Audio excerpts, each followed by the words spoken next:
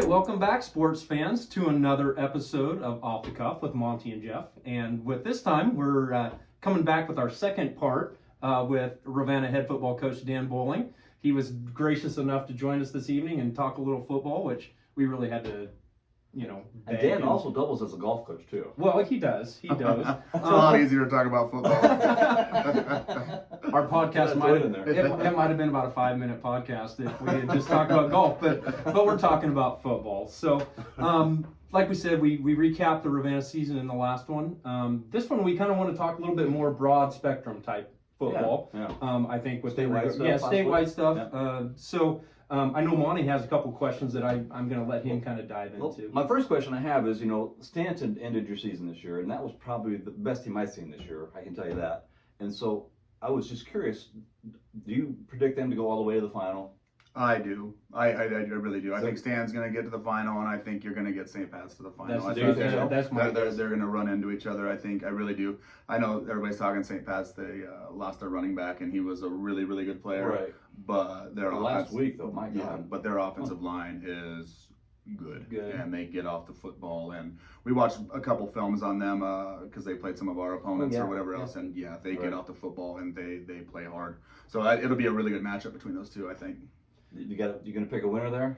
I'm not gonna pick. I don't know. I two similar styles. Yeah.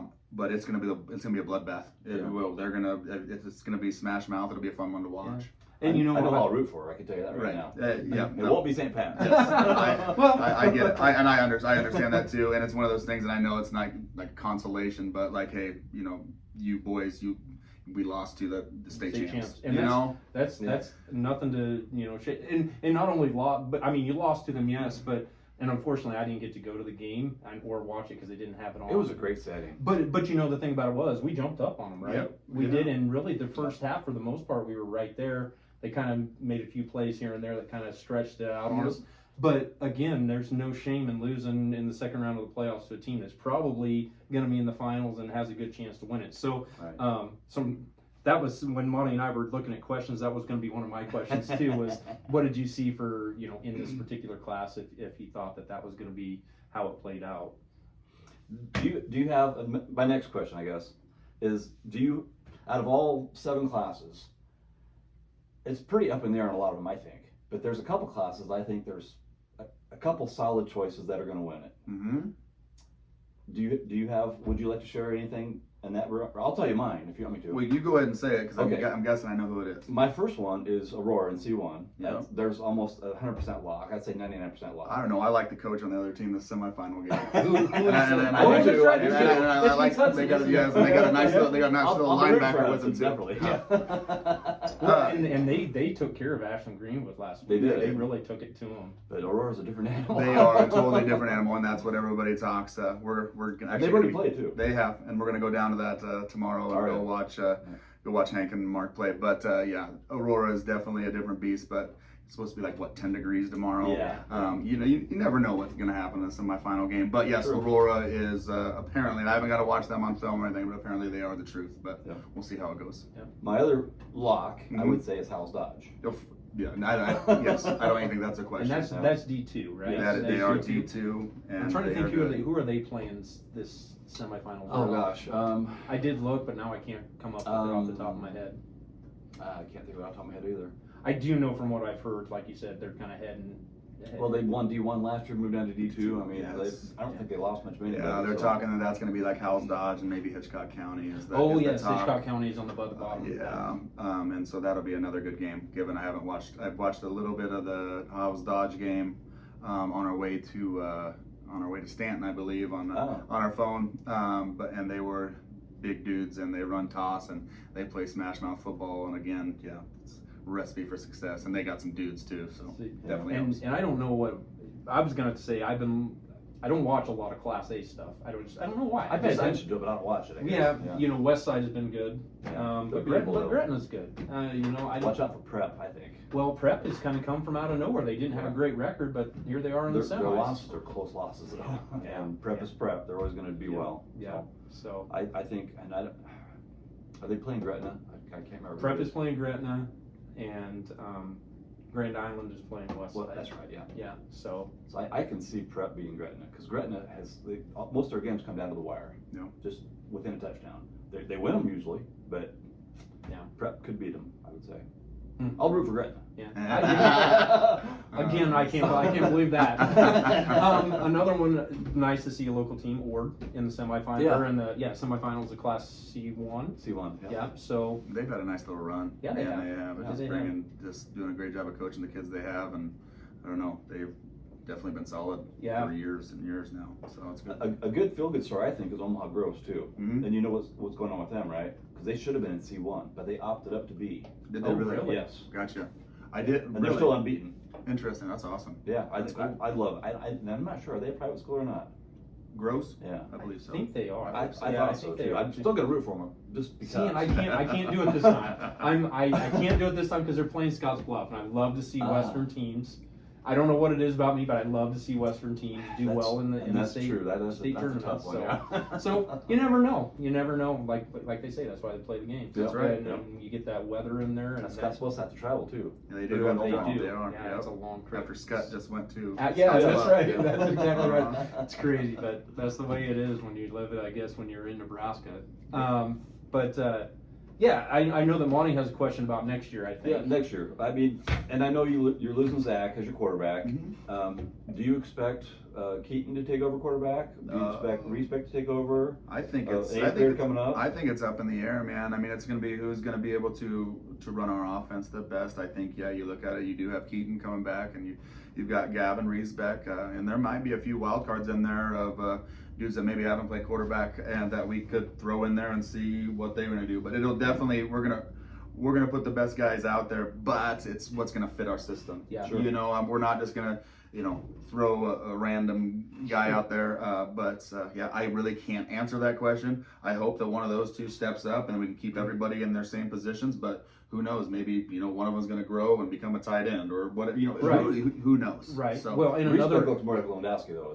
His body style looks correct. like Yeah, Lewandowski. and he's a smooth runner. I mean, he's going to have a lot to learn and Yeah. become a leader, which is going to take time. And Keaton can play the position too. I mean, there's going to be other dudes on our team that we're going to give a look at when it comes to that, and we'll just see how it all Yeah, goes. absolutely. Yep, that's the one thing, and you had mentioned it earlier. I don't know if it was on camera or off camera about how you have the ebb and flow of smaller town high school football. Yeah. It kind of goes through phases. It's not. I wouldn't say it's completely normal to have like a House Dodge or someone like that is good every single year. Right. But I think that it's important to note that where you were talking right there, you have all these potential options. Mhm. That bodes well for the future. You're not sitting there counting on one kid to lead you. I mean, Zach did, like you said, Zach did a tremendous job this year. He was definitely the leader. The But MVP. you also have a bunch of kids you can lean on. And one of the kids that impressed me this year, that was a younger kid, is Grady Rasmussen, as a sophomore. Yeah, he had a lot of good games. You got to have those younger kids step up. You even said, that sophomore class going into junior class was a big reason why the team Yep. did the way it did this year. Yeah. So Is he the most confident player on the team? Grady? Yeah. Grady's not scared of anything, No, he's and I think not. that's why he plays. I Yeah. mean, he's a good athlete. He's a great tackler. I mean, he does what he's supposed to do. He's still got a lot of stuff to work on, and we can all agree on that. He's a little sophomore out there playing with juniors and seniors, Yeah. Yeah. But then you look at all those other kids, and I just love it because the Chase Ragers and the Caden Larsons and the Carter Jasnocks and the Keaton Shermers. I mean, all those dudes stepping up. And the other one that we haven't talked about, which was a great story, who wasn't going to go out and ended up going out on the last, our first day of football practice was Morgan Treffer.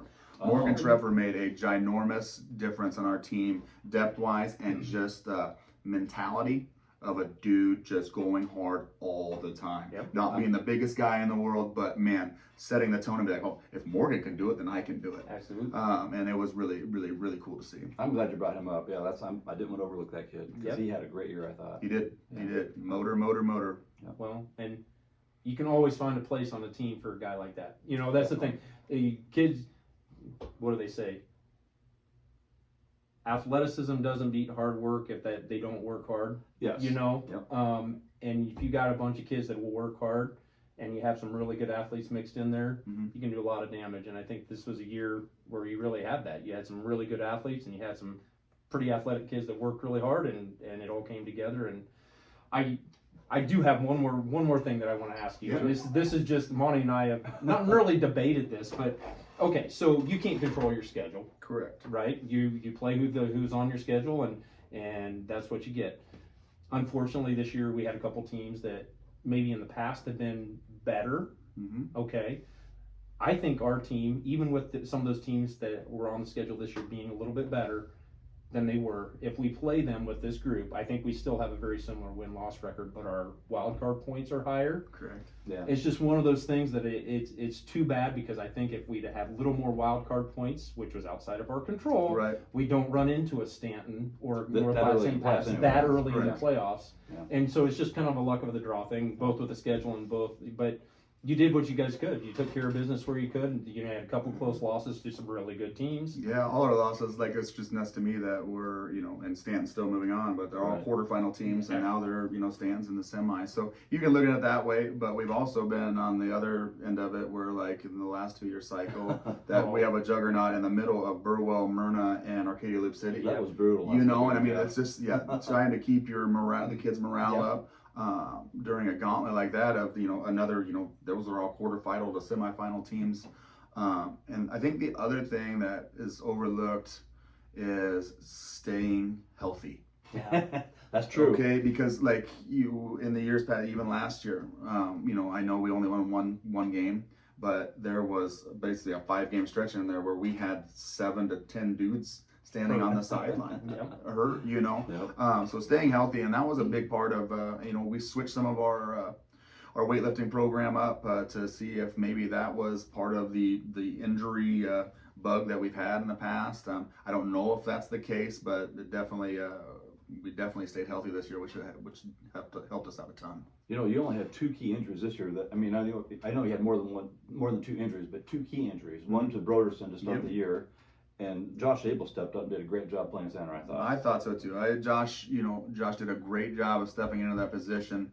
We had Brody tabbed there, from the beginning, and then just a fluke back injury happens, Right. and then Josh stepped up for us, and Josh has worked to get to that point, and it's really cool to see again. Like he didn't play a lot until that point, Right. but he did what we wanted him to do, and did a good job of it. Which again, like, I don't know how many times I can say it, but now that I've coached long enough, like, you can't give up on kids. No. You never know what's going to happen. And I think that's, maybe in my younger years, that kid, you're just young and dumb. And I'm still dumb sometimes. But the fact of the matter is kids develop, and when you can get kids to buy in and, play hard for not only themselves, but their teammates.